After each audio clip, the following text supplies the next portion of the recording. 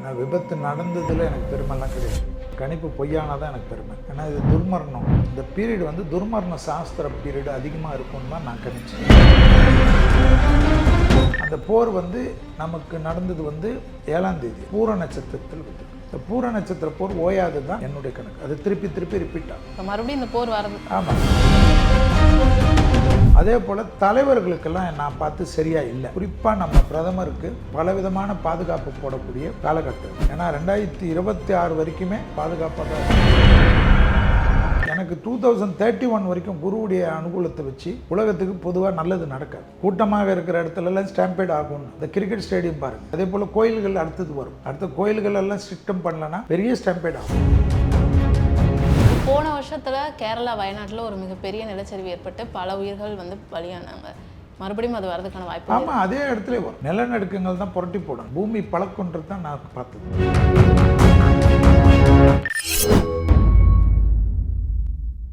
Little tax நேயர்களுக்கு வணக்கம். இன்னைக்கு நம்ம கூட இந்த நேர்காணல்ல பிரபல ஜோதிடர் செல்வி அவர்கள் தான் இருக்காங்க. வணக்கம் சார். நமஸ்காரம். அகமதாபாத்தில் நடந்த ஃப்ளைட் ஆக்சிடெண்ட்டில் 420 பேர் உயிரிழந்திருக்காங்க. இப்போ வந்து சோஷியல் மீடியாவில் அன்றே கணித்தார் செல்வி அப்படின்ற ஒரு வீடியோ ட்ரெண்ட் ஆகிட்டு இருக்கு. அதில் நீங்கள் ஆல்ரெடி சொல்லியிருக்கீங்க ஒரு ஃப்ளைட் ஆக்சிடெண்ட் நடக்கும். அது மட்டும் இல்லாமல் அமெரிக்காவில் முன்னாலே சொன்னீங்க அமெரிக்காவில் இருக்க தமிழர்களுக்கும் ஆபத்து வர நிலைமை இருக்குன்னு இருக்கீங்க. அதுவும் நடந்திருக்கு. பள்ளி குழந்தைகள் வச்சு வெக்கேஷன் போகிறவங்க கொஞ்சம் கவனமாக இருக்கிறது நல்லது, அதை தள்ளி போடுறது ரொம்ப நல்லது அப்படின்னு சொல்லியிருக்கீங்க. உங்கள் கணிப்புகள்லாம் ஒன்று ஒன்றா நடந்துகிட்டே இருக்குது. அடுத்த 6 மாதத்திற்கு என்னென்ன நடக்க இருக்குது? அதாவது ஃபஸ்ட்டு என்னுடைய ஆழ்ந்த அனுதாபங்கள் இந்த விபத்துக்கு. கண்டிப்பாக. ஏன்னா விபத்து நடந்ததில் எனக்கு பெருமைலாம் கிடையாது. என் கணிப்பு பொய்யானதான் எனக்கு பெருமை. ஏன்னா இது துர்மரணம். இந்த பீரியட் வந்து துர்மரண சாஸ்திர பீரியட் அதிகமாக இருக்கும்னு தான் நான் கணிச்சேன். அது இந்த சனிப்பெயர்ச்சி வந்து திருக்கணிதத்தின்படி மார்ச் மாதத்துலேருந்தே நம்மளுடைய கணக்கு. அது வாக்கியத்தில் அடுத்த வருஷம் வரும் 6/3 அது.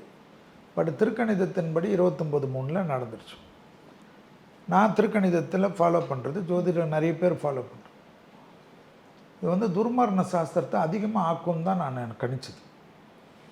ஏன்னா இந்த குரு வீட்டில் சனி வரக்கூடிய காலகட்டத்திலலாம் நம்ம ரிசர்ச் பண்ணதில் லாஸ்ட் டைம் மட்டும் அந்த தனுசு ராசியில் வரைச்ச நோய்கள் தான் பரவும்னு சொல்லி நான் சொல்லியிருந்தேன். அந்த சமயத்தில் இந்த கொரோனா பண்ணிச்சு. ஜோசியர்களுக்கு இந்த கொரோனா பற்றியெல்லாம் தெரியாது.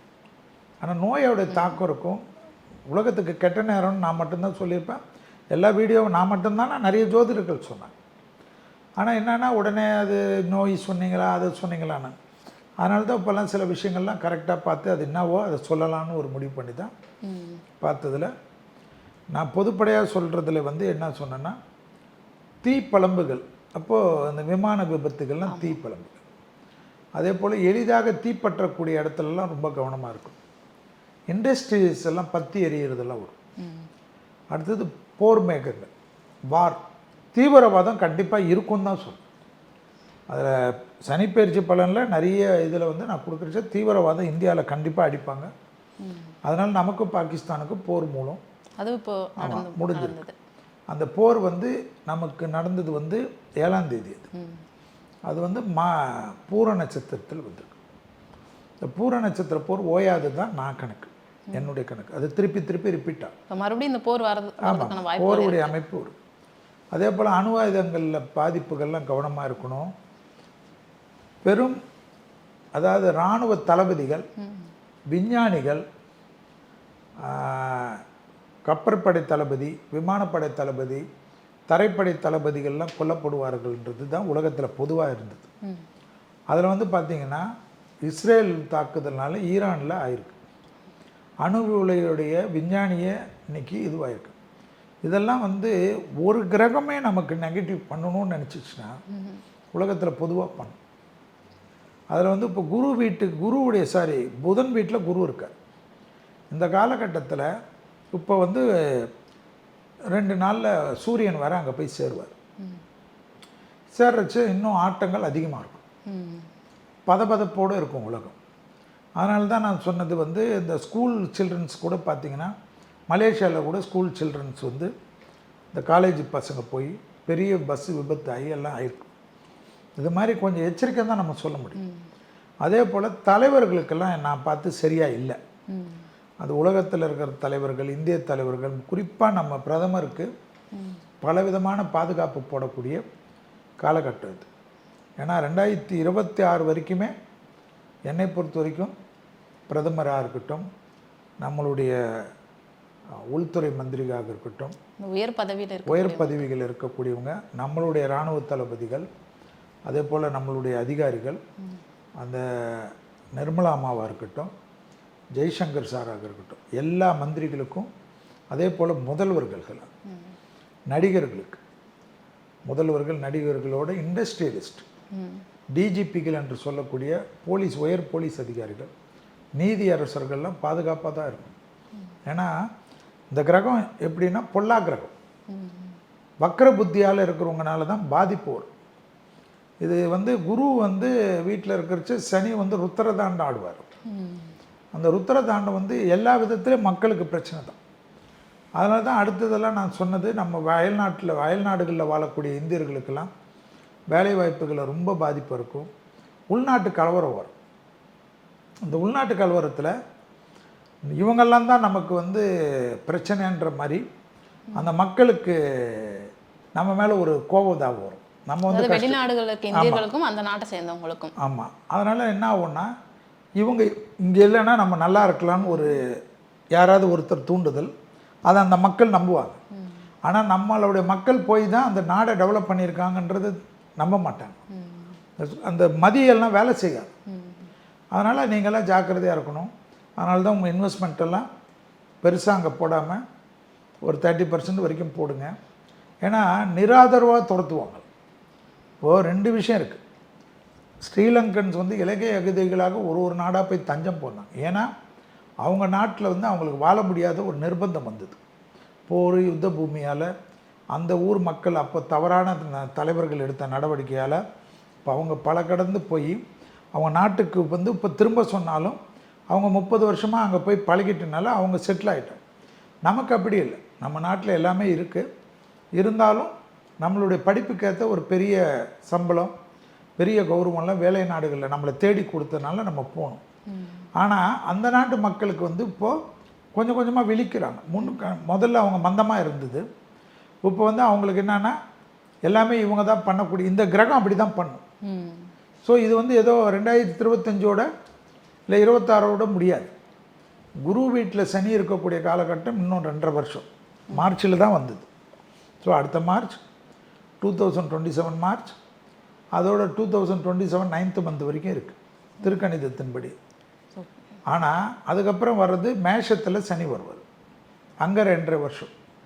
அப்போ 28, 29 முடிகிற வரைக்கும் 2030 மார்ச் வரைக்குமே என்ன தெரிஞ்சு எனக்கு 2031 வரைக்கும் குருவுடைய அனுகூலத்தை வச்சு உலகத்துக்கு பொதுவாக நல்லது நடக்காது. 2031 வரைக்கும் இந்த மாதிரி சம்பவம் தான் இருக்கும். நிறைய பேர் இந்த வாய் இப்படி தான், இவர் நல்லதே சொல்ல மாட்டாருன்னு வாங்க. நல்லது சொல்லி நீங்கள் நல்லா இருப்பீங்க கொரோனா காலத்தில் சொன்ன ஜோசியர்லாம் நிறைய பேர் மாட்டிக்கினாங்க. இப்போ நான் என்ன சொல்கிறது, நீங்கள் நல்லா இருக்கணுன்றதுக்கு தான் நாங்கள் சொல்கிறோம். எச்சரிக்கையாக இருக்கிறது எப்படின்னா, முதலீடுகள் ஜாக்கிரதையாக பண்ணுங்கள், தங்கத்தில் முதலீடு பண்ணுங்கள், அதே போல் நம்ம ஊரில் நிலத்தில் பண்ணிக்கோங்க, வெளிநாட்டில் போய் ஏமாந்துடாதீங்க, கொஞ்சம் கவனமாக இருங்கன்றது தான் நம்ம சொல்கிறது. வெளிநாட்டில் சம்பாதிச்சாலும் ரெடியாக பேக்கப் ரெடியாக வச்சுக்கோங்க. நம்ம என்றைக்காக இருந்தாலும் நம்ம ஓடுற மாதிரி அந்த ஊரில் பெரிய இன்வெஸ்ட் பண்ணாமல் உங்களுக்கு பெரிய பெரிய வீடுகள் இருக்கும். இப்போவே நல்ல விலை வரும், இந்த டைமில் நல்ல விலை வரும். திருப்பி 2031 அப்புறம் வாங்கிக்கோங்க, யாரும் வேணாம் சொல்ல.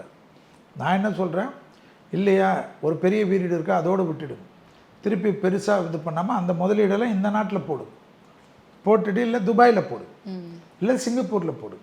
எது சேஃப்டியான கண்ட்ரின்றது பாருங்கள். அமெரிக்கா சேஃப்டியான கண்ட்ரி இருந்தாலும் இப்போ கிடையாது. ஏன்னா அமெரிக்காவுடைய தலைவர் தப்பாக முடிவெடுப்பார்னு சொன்னேன்.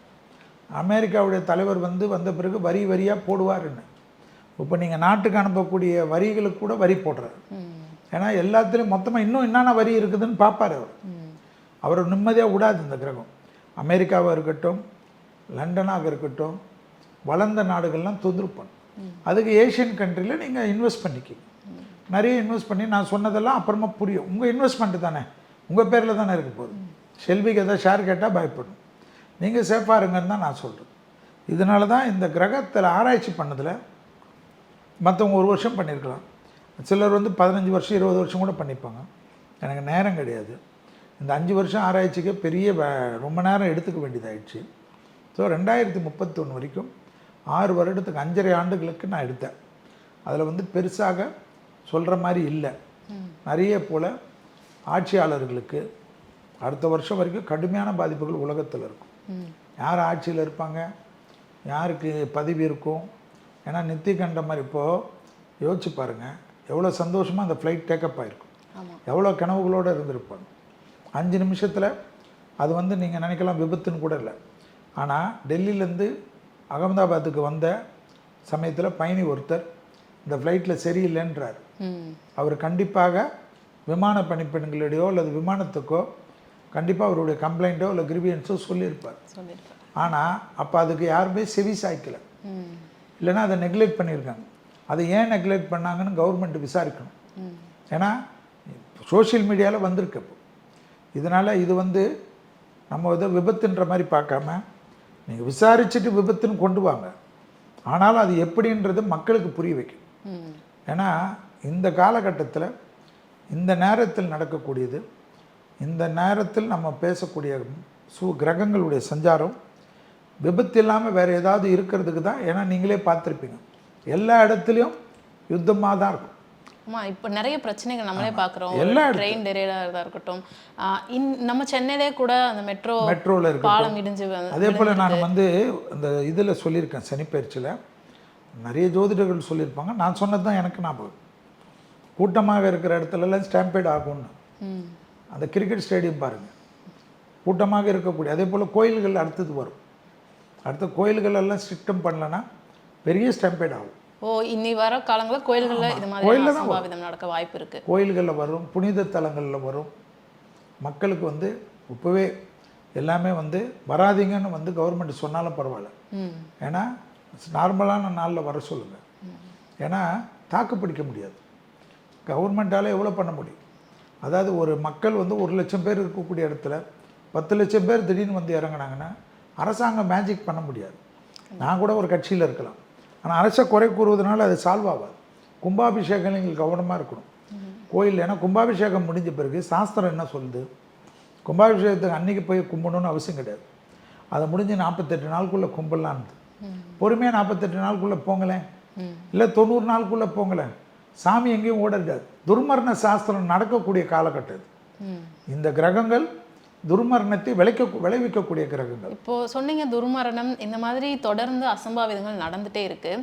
இது இந்த அசம்பாவிதம் விபத்துகள் தாண்டி இயற்கை பேரழிவுகள் அப்படின்ற ஒரு விஷயம் இருக்கு இல்லையா, அது இந்த 6 மாதத்தில் நடக்க வாய்ப்பு இருக்குது. கண்டிப்பாக வர 6 மாதம். ஆமாம், கண்டிப்பாக மலை சரிவுகள் உலகத்தில் நிறைய இருக்கும்.